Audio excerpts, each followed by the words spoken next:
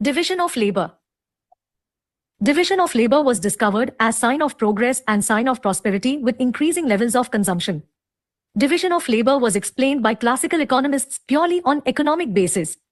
This mode of thinking persists in economists even today. Durkheim accepts to what economists say but says that this definition is sociologically inadequacy.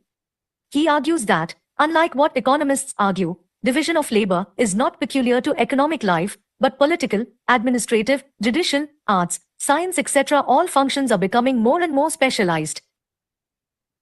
At VV $, nothing else. Visit video.onlias.in. Mail us onlysocio@gmail.com. Contact +91 7007 931 912 only. _social division, solidarity of labor. Types of law. The division of labor's major themes.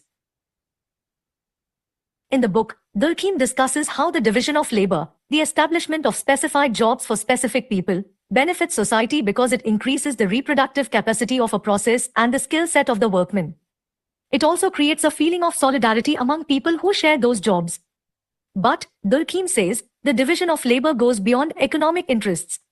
Involves violence actions and aims process. It also establishes social and moral order to punish odstray therule violator within a society. The division of labor can be effectuated only among members of an already constituted society, he argues. Solidarity means the solidity of the organization. It is a characteristic trait of a society.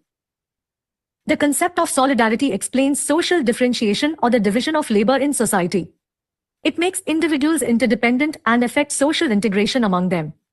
This sociological analysis of Durkheim is based on his interest in social fact, on his acceptance of the functional character of society and of the supremacy of the whole on the part. In Division of Labor, Durkheim reacted against the view that modern industrial society could be based simply upon agreement between individuals motivated by self-interest and without any prior consensus. He agreed that the kind of consensus in modern society was different from that in simpler social systems. Social solidarity. But he saw both of these as two types of social solidarity. The measurement of social solidarity is the intensity of collective conscience. It is the sum total of 78 vertical bar page. Belief and sentiment common to the member of society. Collective conscience persists through successive generations and keeps them united. In the division of labor in society, Durkheim employs his evolutionary functionalism to examine the changing basis of social solidarity.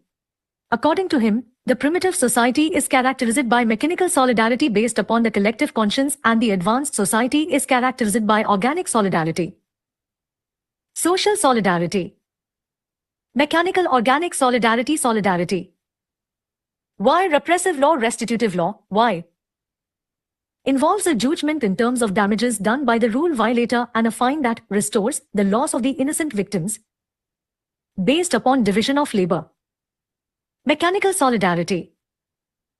A society characterized by mechanical solidarity is unified because all people are generalists. The bond among people is that they are all engaged in similar activities and have similar responsibilities. Mechanical solidarity is solidarity of resemblance. As a member of the same group or same collectivity, they resemble each other, feel the same emotion, and cherish the same values. He suggested solidarity which comes from likeness is at its maximum when the collective conscience completely envelopes our whole conscience and coincides in all points with it. This solidarity can grow only in inverse ratio to personality. Here individual differences are minimized. In mechanical solidarity we find the strong states of the collective conscience. Collective conscience refers to the sum total of beliefs and sentiments common to the average of the member of the society. Ors. At VV $, nothing else. Visit video. This prevails mostly in primitive societies. In mechanical solidarity, repressive law prevails. It prevails at its core underlie the harsh justice and severe punishments which perpetuate the similarities underlying mechanical solidarity. Organic solidarity. In contrast to mechanical solidarity in a heterogeneous society where the likeness and the resemblance is missing, the coherent unity of the collectivity is expressed by differentiation. The solidarity that exists is organic solidarity. Such a society is characterized by an advanced form of division of labor. According to Durkheim, increasing Mechanical solidarity. Likenesses, interaction, moral rules, plus integration similarities powerful concrete collective conscience. Repressive law. Organic solidarity. Mutually, interaction moral rules, plus integration T weaker. Density of population is the major key of Sol Sasa more abstract development of division of labor.